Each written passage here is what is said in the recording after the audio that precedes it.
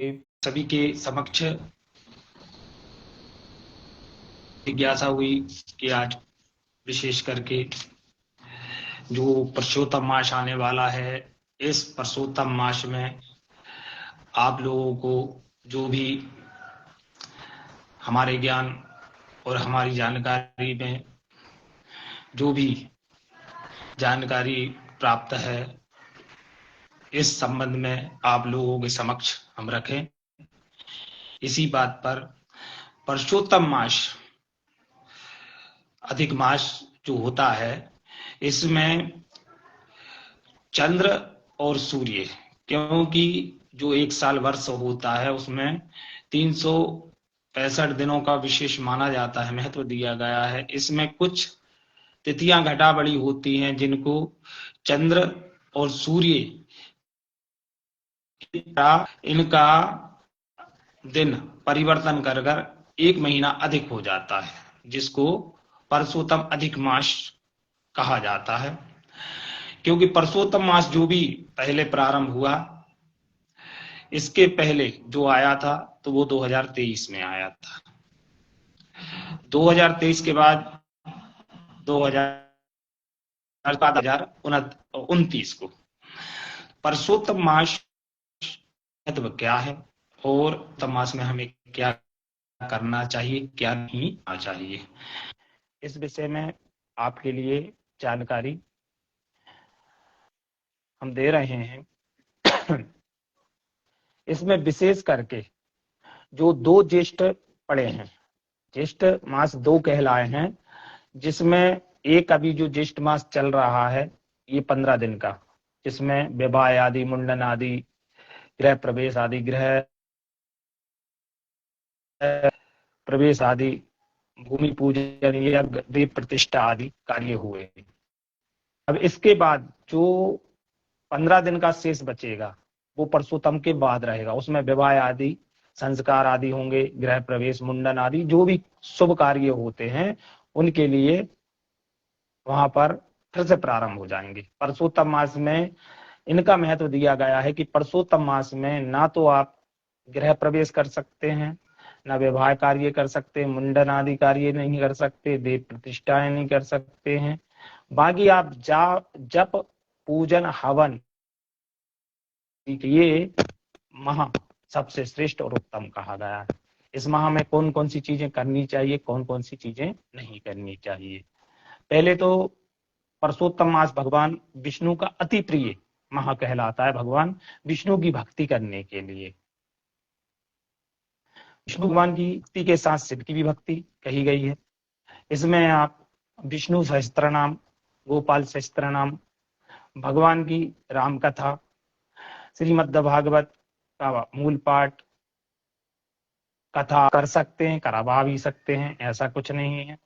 इसमें जाप जितना हो जाए उतना भगवान के नाम का जप स्मरण करना चाहिए। साधु संत महात्मा ब्राह्मणों का आदर सम्मान करना चाहिए, आवभक्त करना चाहिए। पुरुषोत्तम मास हर माह से, इसमें कहा गया है जैसे श्रेष्ठ माह माघ का, कार्तिक का और वैशाख माह बताए गए हैं। उन माहों में से जो भी हम दान पुण्य, तीर्थ स्थलों पर स्नान आदि, दान पुण्य आदि करते हैं, उससे भी श्रेष्ठ कई गुना, यानी इसका 10 गुना हो जाता है अधिक मास। अधिक मास में इन पुण्यों की प्राप्ति होती है।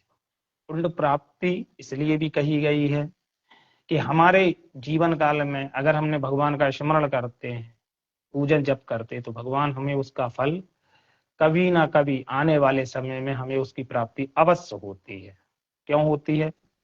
क्योंकि आपको अगर एक उदाहरण दिया जाए कि आप किसी व्यक्ति के लिए कुछ भी कर दो, दिन रात आप उसकी सेवा कर दो, आप उसके लिए कैसे भी लगे रहो, उसके पे रहो, लेकिन व्यक्ति भूलता है, लेकिन वो याद करता है कि यार इस व्यक्ति ने मेरे लिए कुछ किया। इसी तरह भगवान का रहता है कि भगवान कभी भूलते नहीं है किसी भक्त का। कोई किसी तरीके से पूजन करे, जप करे, पाठ करे, तब करे, वो कहीं ना कहीं उसकी फल उसको अवश्य एक ना एक दिन प्राप्ति होती है। इसी में क्योंकि इंसान तो भूल जाता है, इंसान जब भगवान को भूल जाता है, भगवान को बदल देता है। भगवान कभी अपने भक्त को नहीं बदलते। और ईश्वर को पता है कि ये मेरा भक्त है, किसी रूप में आया है, ये मैं मुझे भज रहा है या भजन कर रहा है या नाम स्मरण कर रहा है। नाम स्मरण करना ही बहुत बड़ा पुण्य माना गया है। इसी में जोड़ जोड़ी गई है कि परसोत्तम मास में हमें क्या करना चाहिए और क्या ना करें। पहले तो परसोत्तम मास में आप मुंडन आदि कर्म, विवाह आदि कार्य, दीप प्रतिष्ठा आदि सब नहीं कर सकते हैं, इसमें निषेध माना गया है। अब इसमें आपको करनी चीज चाहिए, 5 चीजों का ज्यादा दिया गया है। 5 चीजों का महत्व इसलिए भी जोड़ा गया है कहीं ना कहीं कि इनकी महत्वता दी गई है। महत्वता इसलिए दी गई है कि पहला, भगवान का, विष्णु भगवान के मंदिर में जाके दीपदान जप आदि कर सकते हैं। राम जी का, भगवान विष्णु के अवतार राम कृष्ण है, उनके यहाँ जाकर भी पूजन पाठ जप कर सकते हैं। दूसरे नंबर, व्रत उपवास रख सकते हैं, जितना जिससे जो बने। ये नहीं होता है, मन के द्वारा ही भक्ति और व्रत और पूजा की जाती है। मन अगर हमारा प्रसन्न है, खुश है, तो हम व्रत रह सकते हैं, उनके लिए जप पूजन कर सकते हैं, स्मरण कर सकते हैं। भाई कुछ नहीं तो एक क्षण मात्र का ही भजन हमारे लिए प्रिय होता है। तीसरे नंबर क्या करना चाहिए?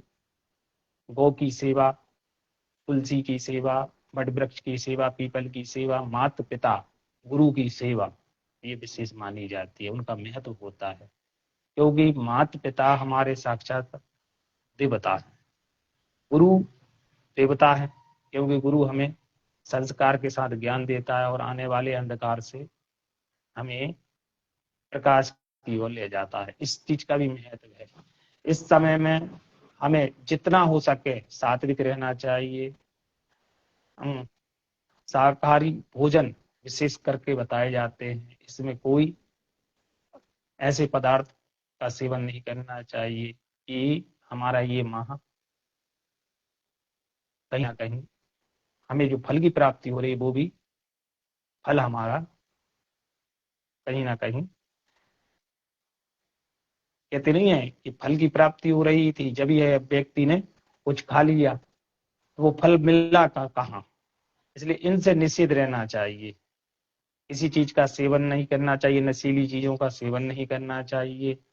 और भगवान के दीपदान के साथ तीर्थ स्थलों पर, तीर्थ स्थल है, गंगा है, यमुना है, गोदावरी, कृष्णा है, कावेरी है, या कोई भी हम ज्योतिर्लिंग है।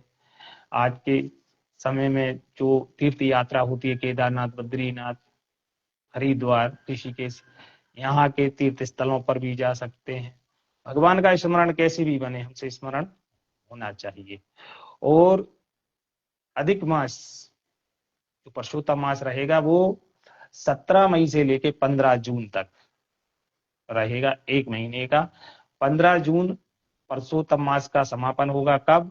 सोमवती अमावस के दिन, उस दिन सोमवार पड़ेगा, उस दिन परशुराम मास का समापन होगा। वो भगवान का 1 महीने पर, 1 महीने तक सब पर रहेगी। इसमें हमें अपने पुण्य को प्राप्त करने के लिए भगवान का जप तप भजन आदि अवश्य करना चाहिए। हर हर महादेव। जय